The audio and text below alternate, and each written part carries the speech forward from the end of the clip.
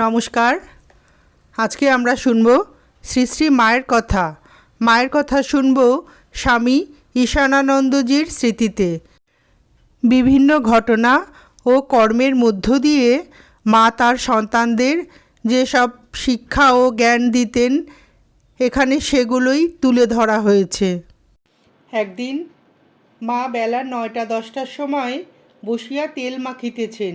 ওই সময় একজন ঝাড় দিয়ে ঝাঁটাটি ছুঁড়িয়া একদিকে ফেলিয়া রাখিলেন।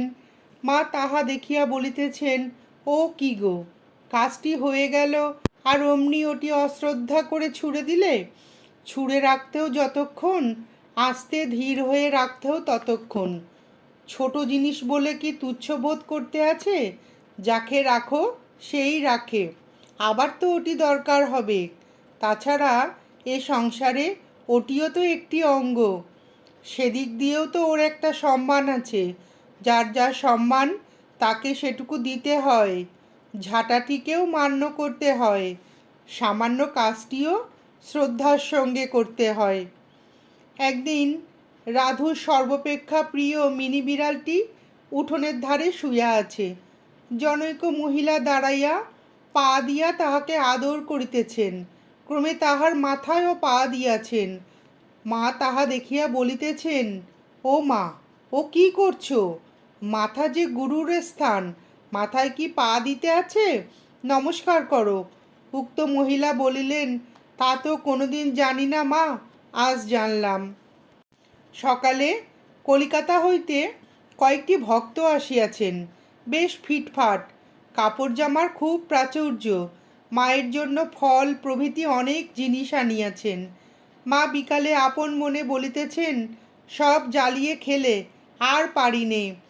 এক একটি ছেলে আসে, আমার সংসারটি যেন শান্তিপূর্ণ হয়ে যায়। কোথা থেকে সব তরিতরকারি জিনিসপত্রের যোগাযোগ হয়ে যায়, আমাকে কোনো ভাবনা চিন্তা করতে হয় না। যা হলো মুখটি বুজে খেয়ে পাতাটি গুটিয়ে নিয়ে উঠে গেল। আহা, তাদের মুখের কথাটিও যেন প্রাণটি শীতল হয়। আর এই দেখো না, সকাল থেকে যেন উদ্ব্যস্ত হয়ে উঠেছি। একগাদা ফল নিয়ে এলো, তার অর্ধেক পচে গোবর হয়ে গেছে। সেগুলো ফেলি কোথায় তা খুঁজে পাইনে। এদিকে অমন ফর্সা কাপড় চোপড় বলে গামছা আনতে ভুলে গেছি। আমি গামছা পাই কোত্থেকে? তখন তো একটা দেখে শুনে দিলাম। এখন ভাবনা, রাত্রে কি যে তরকারি করি। আবার শুনছি মশারির দড়ি নেই, হরির দড়ি খুঁজে বেড়াচ্ছে। ঠাকুর, তোমার সংসার তুমি দেখো গিয়ে, আমি তো আর পেরে উঠছি না। এদিকে রাধি আর এদিকে এইসব ভক্তদের কেহ কেহ মাকে কত উত্ত্যক্ত করিত তদ্বিষয়ে দুই একটি ঘটনা মনে পড়িতেছে। স্বামী ঈশানানন্দজি বলিলেন, মা তখন জয়রামবাটিতে। সন্ধ্যার একটু পূর্বে শ্যামবাজার হইতে ফিরিয়া আসিয়া দেখি বারান্দায় একখানা মাদুর পাতিয়া মা শুইয়া আছেন। আমি যাইতেই মা বিরক্ত প্রকাশ করিয়া বলিতেছেন, তোমরা সব থাকো, কিন্তু কাজকর্মে বাইরেও যেতে হয়। আজ আর সঙ্গে একটা লোক এসেছিল, বুড়ো গোছের। তাকে দূর থেকে দেখে আমি ঘরের ভিতর চৌকিতে বসে রইলাম। সে বাইরে থেকে প্রণাম করল বটে, কিন্তু পায়ের ধুলো নিতে ব্যস্ত। আমি যত সংকোচ করি, না করি, সে কিছুতেই ছাড়ল না। শেষে একরকম জোর করেই পায়ের ধুলো নিলে। সেই থেকে অসহ্য পায়ের জ্বালা আর পেটের ব্যথায় মরছি। 3-4 বার পা ধুলুম, তবু সে জ্বালা যাচ্ছে না। তোমরা কাছে থাকলে আমার ইশারা বুঝে তাকে নিষেধ করতে পারতে। কলকাতায় ওরা ভক্তদের সম্বন্ধে যে কড়াক্কড় করে, সেটি না করলেও চলে না। কত রকমের লোক যে আসে, তোমরা ছেলে মানুষ, বুঝতে পারো না।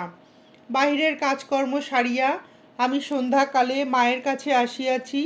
মা বলিলেন, আজ বিকালে একজন পুলিশের বড় কর্মচারীকে আমার কাছে আনিয়াছিল। লোকটি কীরকম প্রকৃতির, গোঁফ পাকাতে পাকাতে এসে প্রণাম করে আমার পায়ের ধুলো নিতে চায়।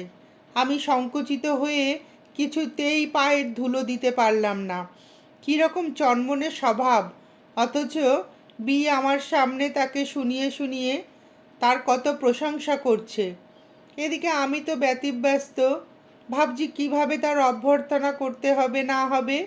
শেষে কিছু হালুয়া করে সদরে পাঠিয়ে দিলুম। একদিন উদ্বোধনের বাটিতে মা পুজো সারিয়া উঠিয়াছেন। এমন সময় একটি ভক্ত কতকগুলি ফুল লইয়া মাকে দর্শন করিতে যান। মা তো অপরিচিত ভক্তটিকে দেখিয়া সর্বাঙ্গ চাদর মুড়ি দিয়া বউ মানুষটির মতো তক্তপোষে পা ঝুলিয়া বসিয়া আছেন। ভক্তটি মায়ের পায়ে ফুলগুলি দিয়ে প্রণাম করিয়া সামনে আসন করিয়া কাঠ হইয়া বসিয়া ন্যাস ও দীর্ঘ প্রাণায়াম আরম্ভ করিলেন। বাড়ির সকলে কাজে ব্যস্ত, মায়ের কাছে কেহই নাই। বসিয়া থাকিতে থাকিতে মায়ের সমস্ত শরীর ঘর্মাক্ত হইয়া উঠিল। ভক্তটি মাকে পুজো করিতেছে দেখিয়া গোলাপ মা কার্য উপলক্ষে অন্যত্র গিয়েছিলেন। অনেকক্ষণ পরে ফিরিয়া আসিয়া সেই ব্যক্তিকে তদ্রূপ বসিয়া থাকিতে দেখিয়া সমস্ত ব্যাপার বুঝিতে পারিলেন এবং তাহাকে হাত ধরিয়া টানিয়া তুলিয়া তাহার স্বাভাবিক উচ্চ গলায় বলিতে লাগিলেন, এ কি কাঠের ঠাকুর পেয়েছ যে ন্যাস প্রাণায়াম করে তাকে চেতনা করবে? আক্কেল নেই? মা যে ঘেমে অস্থির হয়ে যাচ্ছেন। একবার এক ভক্ত মাকে প্রণাম করতে গিয়ে মায়ের পায়ের বুড়ো আঙুলের ওপর জোরে মাথা ঠুকিয়ে দেয়। মা ব্যথা পাইয়া উহ করিয়া উঠিলেন। নিকটে যাহারা ছিলেন তাহারা জিজ্ঞাসা করলেন, এ কি করলে? তখন ভক্তটি জবাব দিল, মায়ের পায়ে মাথা ঠুকে ব্যথা রেখে দিলাম। যতদিন এই ব্যথা থাকবে ততদিন মা আমাকে স্মরণ করবেন। পূর্বোক্ত ঘটনা দুইটি মা অনেকবার আমাদের নিকট হাসিতে হাসিতে বলিয়াছিলেন। পূজনীয় শরৎ মহারাজ কাশী হইতে কলিকাতা আসিয়াই মাকে আনিতে জয়রামবাটিতে লোক পাঠাইয়াছেন। যথাসময়ে সকালবেলায় সকলকে লইয়া মা কলিকাতা রওনা হইতেছেন। সকলের শেষে কি মহারাজও প্রণাম করিলেন। মা তাহাদিগকে তাহার ব্যবহৃত একখানা কাপড় ও চাদর দিয়া এগুলি রেখো বলিয়া মাথায় হাত দিয়া আশীর্বাদ করিলেন এবং সজল নয়নে যাত্রা করলেন। আমি পালকির সঙ্গে সাইকেলে চলিলাম। পথে শিহরে শান্তিনাথ মহাদেবের মন্দিরের নিকট পালকি নামাইয়া মা 2 টাকার সন্দেশ, চিনি ও নবাত মানে সরা গুড় কিনিয়া শিবের পুজো দেওয়াইলেন। উপস্থিত সকলকে এবং আমাদিগকেও কিছু প্রসাদ দিয়ে সামান্য নিজেও গ্রহণ করিলেন এবং কিছু রাধুর জন্য আঁচলে বাঁধিয়া লইলেন। যথাসময়ে সকলে কোয়ালপাড়া পৌঁছালেন। সেই দিন সন্ধ্যায় রাধু প্রভৃতি মেয়েরা সকলে গরুর গাড়িতে বিষ্ণুপুর রওনা হইলেন। পরদিন ভোর 5টার সময় আমি জগদম্বা আশ্রমে মায়ের কাছে গিয়ে দেখি তিনি ফুল মিষ্টি দিয়ে ঠাকুর পুজো সারিয়ে ঠাকুরের ফটোখানি কাপড়ে জড়াইয়া বাক্সের মধ্যে লইতেছেন এবং ঠাকুরকে লক্ষ্য করিয়া বলিতেছেন, ওঠো, এবার যাত্রার সময় হলো। আমাকে দেখিয়া বলিতেছেন, এসেছ? এত দেরি করলে যে রোদ হবে, এই যাত্রার ফুলটি নাও। এই বলিয়া ঠাকুরের পূজার একটি ফুল নিজের মাথায় ঠেকাইয়া আমার হাতে দিলেন। পরে সকলের নিকট বিদায় লইয়া পালকিতে উঠিলেন। কিছু দূর গিয়া মা বলিতেছেন, সর্বদা আমাদের কাছে কাছে এবং সাবধানে চলো। রাধু ও মাকুর গহনাগুলি সব মাকুর পালকিতে আছে। জয়পুরে আসিয়া মা পালকি নামাইতে বলিলেন।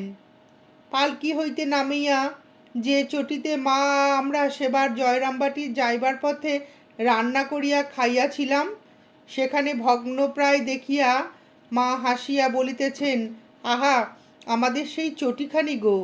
উহার নিকটে গিয়া কম্বল পাতিয়া বসিলেন ও বলিলেন, বেহারাদের কিছু খাওয়াও। 2 টাকা দিয়ে মুড়ি কিনিয়া দিতে বলিলেন।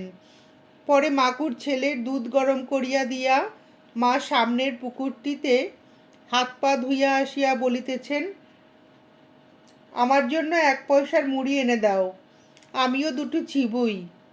আর তোমারও মাকুর জন্য কিছু তেলে ভাজা পাও তো নিয়ে এসো। আমি ওই সব আনিয়ে দিলে মা অল্প দুটি খাইয়া আমাদের দিলেন, বলিলেন, আর চিবুতে পারি না। বেয়ারাদের সকলের খাওয়া হইলে আবার পালকি ছাড়িয়া দিল। 4 মাইল জঙ্গল পার করিয়া তাঁতিপুকুরে আসিয়া দেখি কতকগুলি মজুর শ্রেণীর লোক একটি ছোট্ট দোকানের পাশে বসিয়া জটলা করিতেছে। আমি ভাবিতেছি, এই জায়গাটা শীঘ্র পার হইয়া যাইতে পারিলে আর 2 মাইল পরে কিছু লোকালয় পাওয়া যাইবে এবং অনেকটা নিশ্চিন্ত হইতে পারিব। কিন্তু মা পালকি হইতে উকি মারিয়া দোকানটি দেখিয়াই বলিতেছেন, একটু নামাতে বলো দেখি। আমার পালকিতে বসে পাটা ধরে গেছে। ওই দোকান থেকে 8 পয়সার তেল একটা শালপাতায় করে এনে দাও, পাটায় মালিশ করি। আমি তো এই কথা শুনিয়া ভয়ে অস্থির। শেষে মাকে বলিলাম, এইখানে কারা সব রয়েছে, আপনার আর নেমে কাজ নেই, আপনি পালকিতেই বসে থাকুন, আমি তেল এনে দিচ্ছি। মাকু সেই সময় বলিতেছে, আমার মুড়ি খেয়ে খুব তেষ্টা পেয়েছে, একটু জল খাবো। মা বলিলেন, খা না, ওই পুকুরটায় খেয়ে আয়। আমি বলিলাম, ও জল কি খাবে, খুব খারাপ। মা বলিলেন, রাস্তায় ওই কত লোকে খাচ্ছে, কিচ্ছু হবে না, যা, তুমি ওর সঙ্গে যাও, খাইয়ে আনো। মাকে তেল কিনিয়া দিয়া মাকুর সহিত গিয়া তাহাকে জল খাইয়া আসিয়াই রওনা হইলাম। বেলা 12টা আন্দাজ বিষ্ণুপুরে সুরেশ্বরবাবুর বাড়িতে পৌঁছলাম। সুরেশ্বরবাবু কয়েক মাস পূর্বে দেহত্যাগ করিয়াছেন। মা তাহার কথা বলিতেছেন, আহা, আমি এখানে এলে সুরেশ আমার সর্বদা জোর হাত করে ওই খানটিতে দাঁড়িয়ে থাকত, কখনো বারান্দাটিতে পর্যন্ত উঠত না। কি ভক্তি ছিল! সেই দিন বিষ্ণুপুরে থাকিয়া পরের দিন মধ্যাহ্নে আহার আদির পর মাকে লইয়া আমরা সকলে একটি 3য় শ্রেণীর গাড়িতে কলিকাতা রওনা হইলাম এবং রাত্রি প্রায় 10টায় উদ্বোধনে পৌঁছালাম। যোগেন মা ও গোলাপ মা মায়ের শরীর দেখিয়া আমাদিগকে বলিতেছেন, তোমরা কি মাকে নিয়ে এলে গো, ভূতের মতন কালো, কেবল চামড়া ও হাড় কখানি এনে হাজির করলে গা। মায়ের শরীর যে এত খারাপ তা আমরা মোটেও বুঝতে পারিনি। পরের দিন হইতেই পূজনীয় শরৎ মহারাজ মায়ের চিকিৎসার সকল রকম ব্যবস্থা করিলেন। মা শ্রীযুত শ্যামাদাস কবিরাজের চিকিৎসায় কয়েকদিনে একটু ভালো আছেন। ওই সময় একদিন বিকালে কয়েকজন স্ত্রীভক্ত দর্শন করিতে আসিয়াছেন। তাহাদের মধ্যে একজনের অলঙ্কার বেশভূষার খুব পরিপাট্য, একটু চঞ্চল। মা তাহাদিগকে লক্ষ্য করিয়া বলিতেছেন, দেখো, স্ত্রীলোকের লজ্জাই হলো ভূষণ। ফুলটি দেবসেবায় লাগলেই সবচেয়ে সার্থক, না হয় গাছেই শুকিয়ে যাওয়া ভালো। কিন্তু আমার দেখে বড় কষ্ট হয় যখন বাবুরা ফুলটি কখনো তোড়া করে বা কখনো বা এমনি হাতে করে নাকের কাছে একবার ধরে বলে, বাহ, বেশ তো গন্ধটি। ও মা, পরেক্ষণেই হয়তো মেঝেই ফেলে দিয়েছে, জুতো মারিয়েই হয়তো চলেছে, চেয়েও দেখল না। নমস্কার, আজ এ পর্যন্তই। স্বামী ঈশানানন্দজির স্মৃতিতে মায়ের কথা শুনে আপনাদের যদি ভিডিওটি ভালো লেগে থাকে তাহলে একটি লাইক করবেন এবং চ্যানেলটিকে সাবস্ক্রাইব করে পাশে থাকবেন।